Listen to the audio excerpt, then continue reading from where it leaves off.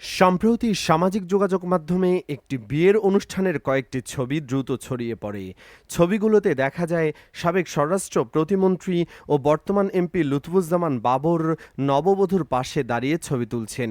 এই একটি দৃশ্য দেখে অনেকেই ধরে নেন এটি হয়তো বাবরের মেয়ের বিয়ে।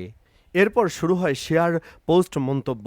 কেউ যাচাই করলেন না, কেউ জানার চেষ্টা করলেন না ছবির কনের পরিচয়, বরং একে অপরের পোস্ট দেখে একই তথ্য ছড়িয়ে দিতে থাকলেন।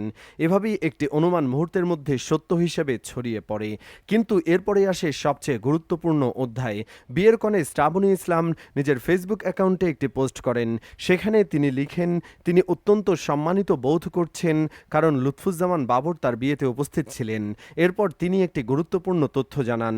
তিনি লিখেন, my father has had the privilege of serving as his advocate for many years.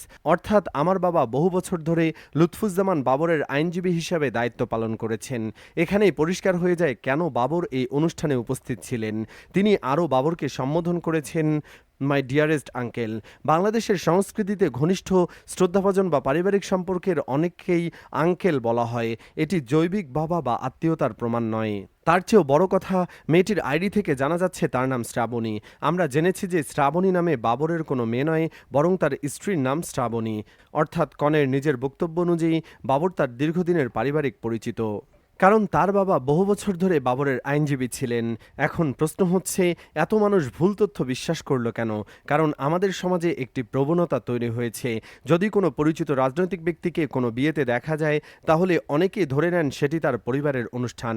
কিন্তু বাস্তবতা ভিন্ন। রাজনীতিবিদ, ব্যবসায়ী, বিচারক, আইনজীবী, চিকিৎসক অনেকেই বছরের পর বছর ব্যক্তিগত সম্পর্ক বজায় রাখেন। সেই সম্পর্কের কারণে বিয়ে, দাওয়াত বা সামাজিক অনুষ্ঠানে উপস্থিত হওয়া খুবই স্বাভাবিক। এই ঘটনাটিও সম্ভবত তেমনি একটি উদাহরণ।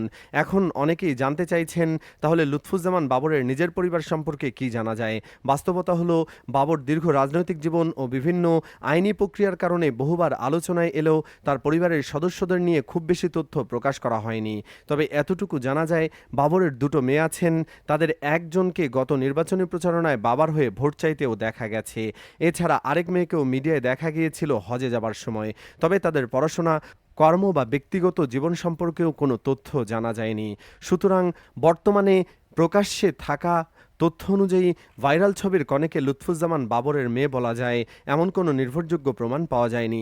বরং কনের নিজের বক্তব্যে বলা হয়েছে তার বাবা বহু বছর ধরে বাবরের আইনজীবী ছিলেন, আর সেই দীর্ঘ সম্পর্কের কারণেই বাবর বিয়ের অনুষ্ঠানে উপস্থিত হন। আপনাদের কি মনে হয়? সামাজিক মাধ্যমে যাচাই না করেই তথ্য শেয়ার করার প্রবণতাকে দিন দিন বাড়ছে। আপনার মতামত কমেন্টে লিখে জানান।